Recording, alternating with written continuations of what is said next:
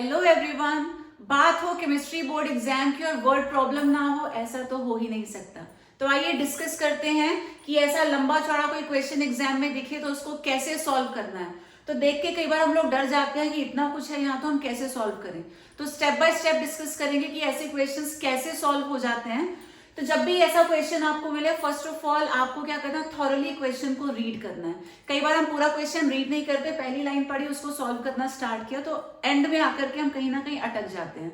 तो कई बार हिंट पूरे क्वेश्चन में हिडन होती हैं, तो पहले पूरे क्वेश्चन को रीड करना है, उसके बाद स्टेप बाय स्टेप इसको सॉल्व करना है। अब इस पर्टिकुलर क्वेश्चन में अ कीटोन, या तो डायरेक्ट ही उन्होंने हमारी प्रॉब्लम सॉल्व कर दी, बता दिया कि हमारे पास एक कीटोन है।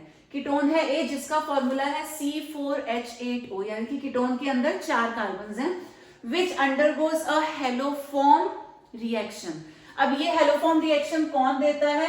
ऐसे कंपाउंड्स जिनके पास होता है मिथाइल कार्बोनिल ग्रुप। तो जो ये कीटोन है इसके पास भी मिथाइल कार्बोनिल जरूर होगा। अब वो कहते हैं gives compound be on reduction. आगे रिडक्शन की बात हो रही है। रिडक्शन का मतलब होता है एडिशन ऑफ हाइड्रोजन या फिर रिमूवल ऑफ ऑक्सीजन। अब जब क्वेश्चन सॉल्व करेंगे तो उसके अकॉर्डिंग देख लेंगे हमें क्या करना है। Now be on heating with sulphuric acid. अब ये जो सल्फ्यूरिक एसिड है ये होता है डिहाइड्रेटिंग एजेंट, यानी कि this helps in the removal of a water molecule. अब यहां से हमको मिलेगा कंपाउंड सी। अब वो कहते हैं विच फॉर्म्स मोनोओजोनाइड। बात यहाँ हो रही है ओजोनाइड की, यानी कि जो सी है उसके पास होगा डबल बॉन्ड, तभी ओजोनाइड फॉर्म हो पाएगा। और मोनोओजोनाइड है, मोनोओजोनाइड का मतलब सिर्फ एक डबल बॉन्ड होगा, क्योंकि एक से ज्यादा डबल बॉन्ड्स होंगे तो मोनो नहीं आएगा, डाइट्राइओजोनाइड भी हो सकता है, बट यहाँ मोनो गिवन है तो एक ही डबल बॉन्ड है। Now D on hydrolysis with zinc gives E. Last में आपको आइडेंटिफाई करना होता है A B C D and E, और सारी रिएक्शंस जो इन्वॉल्व है वो लिखनी होती हैं। तो let us try to solve it now. तो सबसे पहले हमारे पास कीटोन है ए, जिसका फॉर्मूला है C4H8O।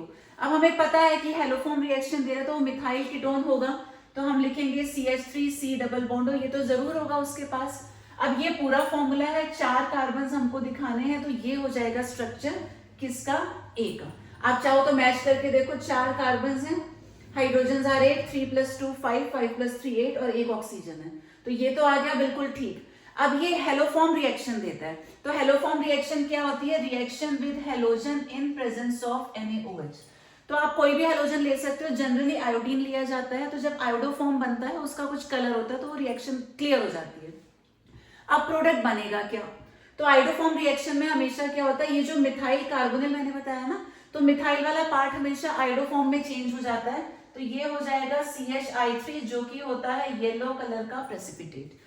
तो ये पार्ट तो चेंज हो जाएगा आयोडोफॉर्म में, और जो बचा हुआ पार्ट है ये बनाता है sodium salt of carboxylic acid. कोई भी कंपाउंड हो तो जो रिमेनिंग पार्ट है वो हमेशा ही sodium salt of carboxylic acid बनाएगा।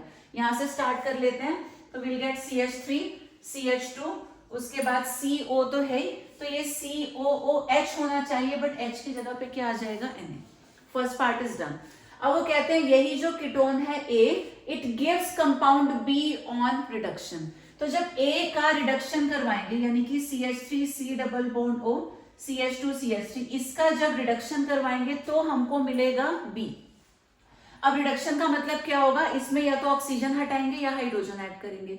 तो जब भी हम कीटोन्स का रिडक्शन करवाते हैं, एक हाइड्रोजन यहाँ और एक हाइड्रोजन यहाँ ऐड होता है, and double bond gets converted into single. तो इसका जब रिडक्शन होगा तो ये बन जाएगा CH3 CHOH CH2 CH3, ये हो गया हमारा कंपाउंड B। तो एक यहाँ और एक यहाँ हमने हाइड्रोजन ऐड किया, डबल बॉन्ड की जगह आ गया सिंगल। अब वो बोलते हैं be on heating with sulphuric acid. ये जो B है इसकी रिएक्शन हम कराएंगे सल्फ्यूरिक एसिड के साथ, इसको हीट करेंगे। अब जो सल्फ्यूरिक एसिड हमें पता है डिहाइड्रेटिंग एजेंट है, वाटर रिमूव करेगा। तो कैसे करेगा? एक कार्बन से तो जाएगा OH और इसके पड़ोस वाले से जाएगा हाइड्रोजन। अब इसके 2 पड़ोसी हैं लेफ्ट एंड राइट में। अब लेफ्ट वाला यूज करेंगे तो यहाँ डबल बॉन्ड आएगा कॉर्नर पे, जो कि रिएक्टिव होता है, तो हम इस साइड वाला यूज कर लेंगे। यहाँ से हाइड्रोजन एलिमिनेट होगा, इन दोनों के बीच में आएगा double bond, and will be getting CH3 CH double bond CH CH3, ये हो गया कंपाउंड C। अब वो कहते हैं जो C है इट फॉर्म्स मोनोओजोनाइड। ओजोनाइड का मतलब C की रिएक्शन हम ओजोन के साथ करवाएंगे।